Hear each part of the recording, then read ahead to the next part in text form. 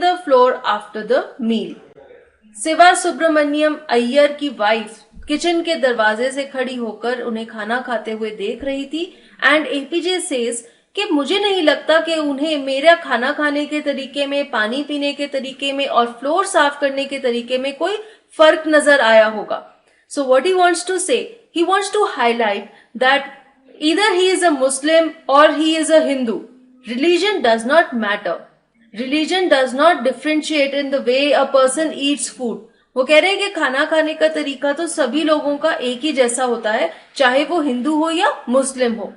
When I was leaving his house, Siva Subramania Iyer invited me to join him for dinner again the next weekend. जब APJ घर से जा रहे थे तो उनके टीचर शिवा सुब्रमण्य अय्यर ने उन्हें कहा कि तुम अगले वीकेंड फिर से आना डिनर के लिए.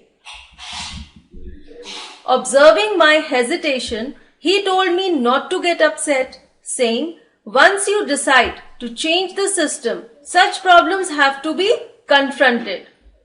Hesitation का मतलब है doubt और delay. Confronted means faced और tackled. जब शिवा सुब्रमण्यम अय्यर ने देखा कि एपीजे अब्दुल कलाम दोबारा से डिनर पर आने के लिए हेजिटेंट हैं, वो इस चीज को मान नहीं रहे हैं, तो उन्होंने एपीजे को कहा कि तुम दुखी मत हो.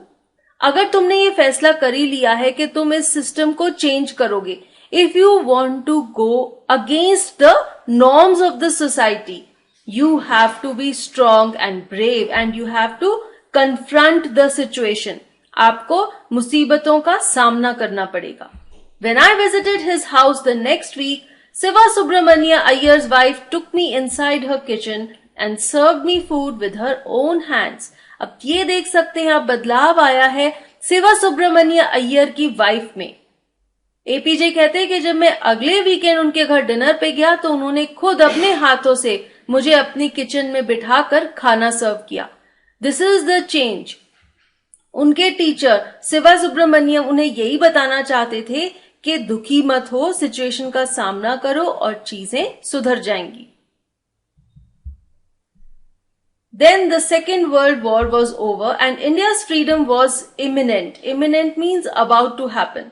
Second World War खत्म हुई थी 1945 में and India got freedom in 1947. APJ Singh जब सेकेंड वर्ल्ड वॉर खत्म हुई 1945 में तो इंडिया को भी आजादी मिलने ही वाली थी. Indians will build their own India, declared Gandhi ji. Gandhi ji जो कि बहुत ही क्रूशियल हिस्सा थे इंडिया की फ्रीडम स्ट्रगल में, he said that Indians will build their own India. The whole country was filled with an unprecedented optimism. Unprecedented means never done or known before and optimism means hope and cheer. पूरा India hope और खुशी से भर गया था. The whole country was full of optimism. सभी लोगों के दिल में एक खुशी थी जो कि पहले कभी किसी ने महसूस नहीं की थी. सभी लोगों को ये महसूस हो रहा था कि अब उन्हें आजादी मिलने वाली है. ऑब्वियसली जब आप इतने सालों से किसी के गुलामी में रहे हो तो जब आपको आजादी मिलने वाली है, आजादी का एहसास ही आपको एक ऐसी खुशी दे देता है जो कि आपने पहले कभी महसूस ना की हो. ऐसी ही कंडीशन थी पूरे इंडिया की. I asked my father for permission to leave Rameshwaram and study at the district headquarters in Ramanathapuram. APJ Rameswaram से रामानाथपुरम जाना चाहते थे जो कि डिस्ट्रिक्ट हेडक्वार्टर्स था.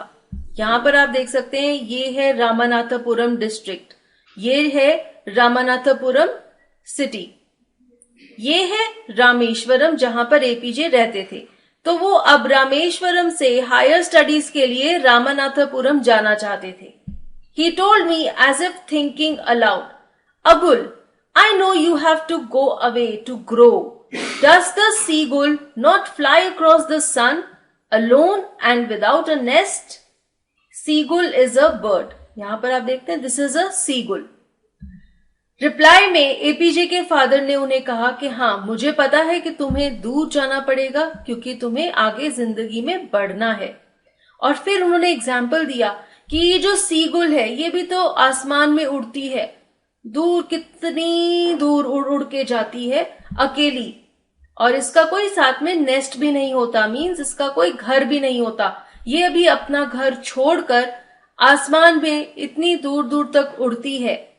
तो एपीजे के फादर ने उन्हें हिम्मत दी। उन्होंने उन्हें कहा कि हाँ, मुझे भी पता है कि तुम्हें आगे बढ़ना है, और अगर आगे बढ़ना है तो तुम्हें उसके लिए अपना घर छोड़ के सीगुल की तरह हवा में उड़ना होगा।